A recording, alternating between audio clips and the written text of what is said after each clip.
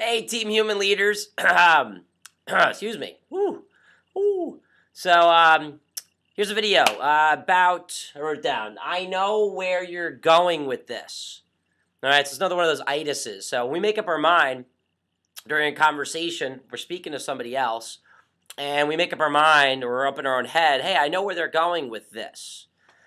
And so I want to talk about that, what happens when we make that decision, the impact of it, and some shifts we can make. So this came about, I was talking to one of my assistant managers.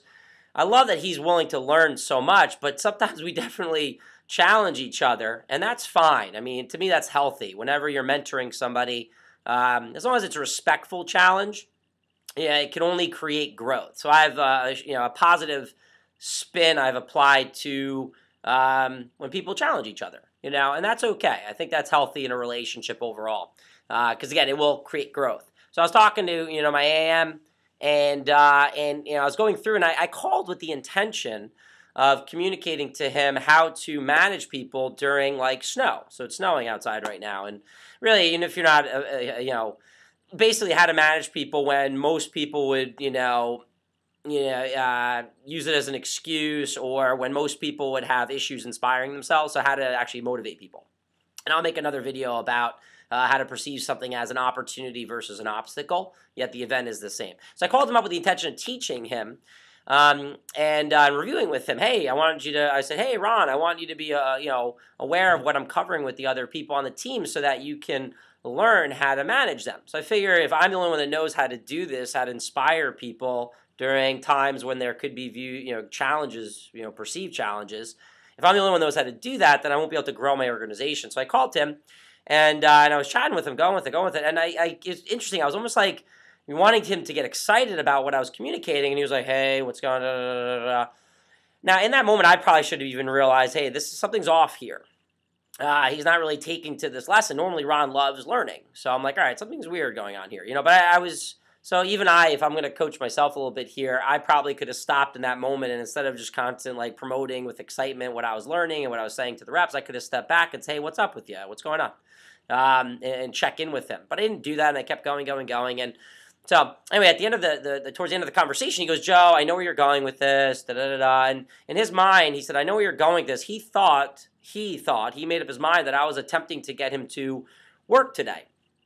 Now, I wasn't. I was solely calling him to review with him what I was teaching the reps, because in his schedule, he just had white space. There was no, I didn't know what he was doing today. And, on days that he's not assisting me, he actually would be a representative. That way he can wear both hats.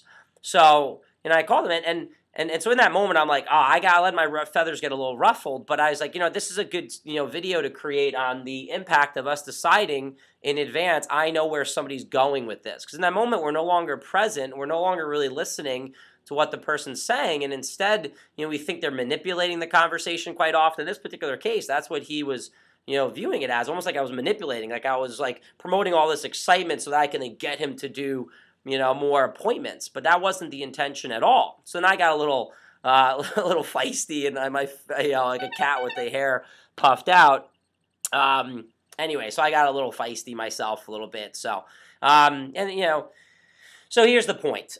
Let's just consider that when we're listening to somebody, let's first seek to understand what they're accomplishing versus assuming where they're going with this, because then we're really not going to be able to get the point or get the message that they're attempting to convey to us or share with us. All right, and ultimately, let's just be present, because we really don't know where somebody's going with somebody until they actually get there.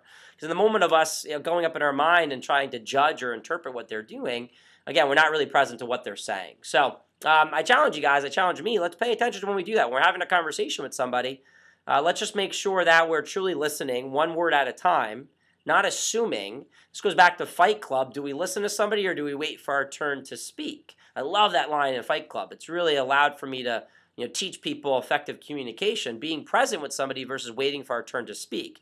Because if we're waiting for our turn to speak, it means we've already stopped listening to the person. And then we've already decided or assumed, and then we extrapolate where they're going with this.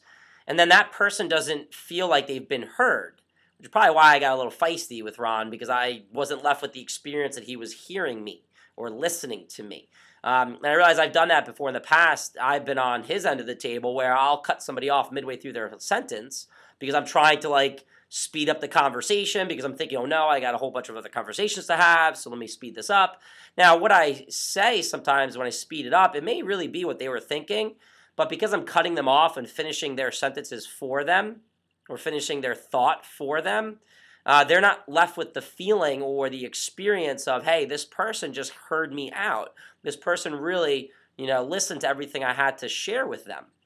So let's slow down conversations. There's no place to rush off to. It's like, where are we running off to? Slow down conversations. Let's let it take its course and be fully present and really let the person make a point. Let the person finish their thought. Let the person let us know where they're going with this versus us assuming where they're going with this. So, enjoy.